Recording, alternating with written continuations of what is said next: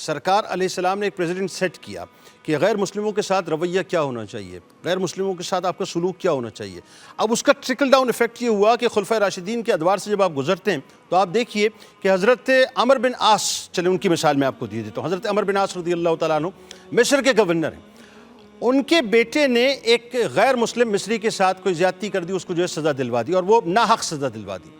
حضرت عمر فاروق رضی اللہ تعالیٰ عنہ جو ہیں اس وقت ہیڈ کوارٹر میں تشریف فرمائے۔ جب عمر فاروق رضی اللہ تعالیٰ عنہ تک یہ بات پہنچی تو عمر فاروق رضی اللہ تعالیٰ عنہ نے اسی انداز سے، جس انداز سے گورنر مصر حضرت عمر بن عاص رضی اللہ تعالیٰ عنہ کے بیٹے نے اس غیر مسلم کو سزا دی تھی، سر عام اسی انداز سے اس سے ان کو سزا دلوائی۔ اور اس کے بعد ایک جملہ آپ نے کہا، مورخین اس جملے کے بارے میں لکھتے ہیں کہ فرانس کا جو انقلاب آیا ہے نا، ایکچولی یہ جملہ اس انقلاب کا روح رواں۔ آپ فرماتے ہیں کہ تم نے کب سے لوگوں کو غلام سمجھ لیا، حالانکہ ان کی ماؤں نے انہیں آزاد جنا ہے۔ یہ بیسیکلی سرکار علیہ السلام کی تعلیمات تھی۔ ایک اور بات عرض کر دوں آپ کو، شام کو جب ٹیک اپ کیا تھا مسلمانوں نے حضرت ابو عبیدہ بن جراح رضی اللہ تعالیٰ عنہ کی قیادت میں، تو اس وقت عیسائی وہاں پر تھے، عیسائیوں سے انہوں نے ٹیکس لیا۔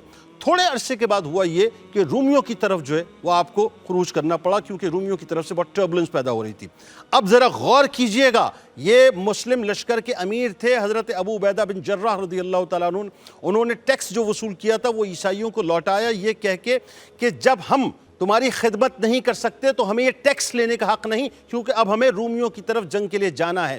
یہ جملے سننے کے بعد عیسائیوں نے دعا کے لیے ہاتھ بلند کیے اور یہ دعا کی کہ آپ کا اللہ آپ کی نصرت فرمائے، آپ کی مدد فرمائے، آپ کو فتح عطا فرمائے، کیونکہ ہم یہ چاہتے ہیں کہ آپ ان سے جنگ جیت کے دوبارہ آئیں اور دوبارہ آ کر ہم پر حکومت کریں۔ یہ طرز عمل تھا مسلمانوں کا غیر مسلموں کے ساتھ۔